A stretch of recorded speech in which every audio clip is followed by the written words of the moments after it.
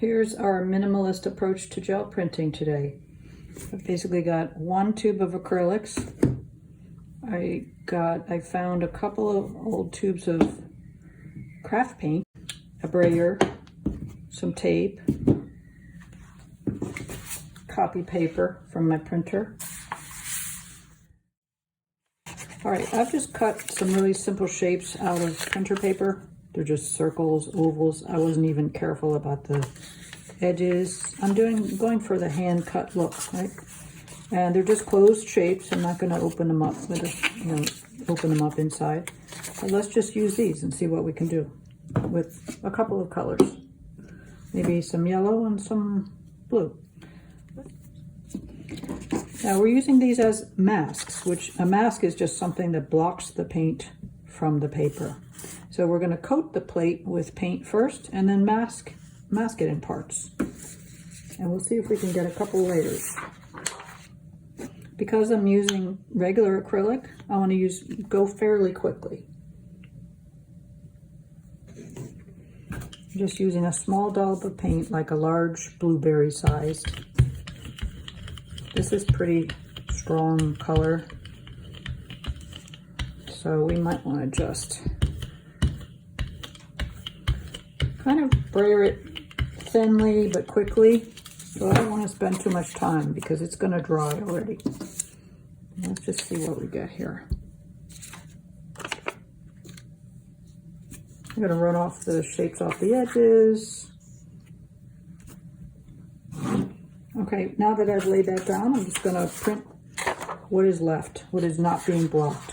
Okay, so I'm going to put my printer paper, line it up with the paper underneath, which is, by the way, a kind of simple registration. And you don't want to do this too long, because if you wait and keep doing that over and over, your paper is going to stick to the plate and it'll be hard to get off.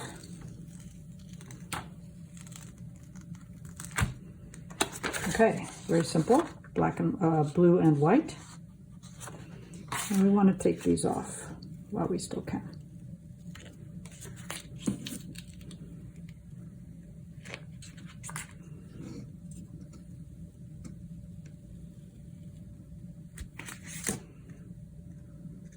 So because I've used these as masks, it forms a little edge around the shape. And now I've got this leftover dried paint on the plate. What should I do?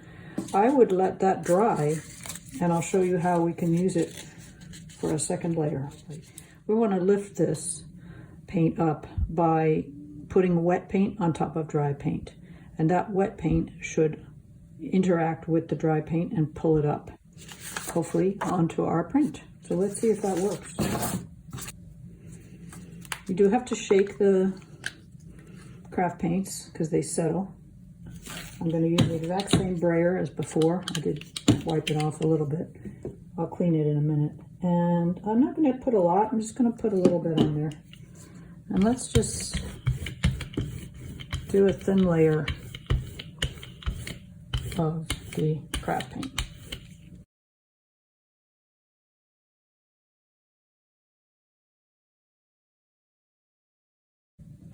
We're going to get this onto here. Now, do we want it in exactly the same spot? Maybe, or maybe we could flip it.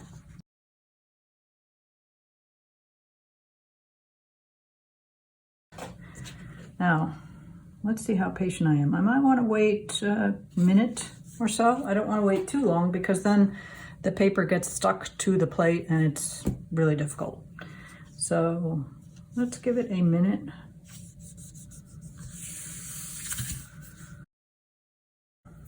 I should be timing this, but I'm not. After a while, you'll learn your climate conditions in your workspace and you'll know how fast the paint dries.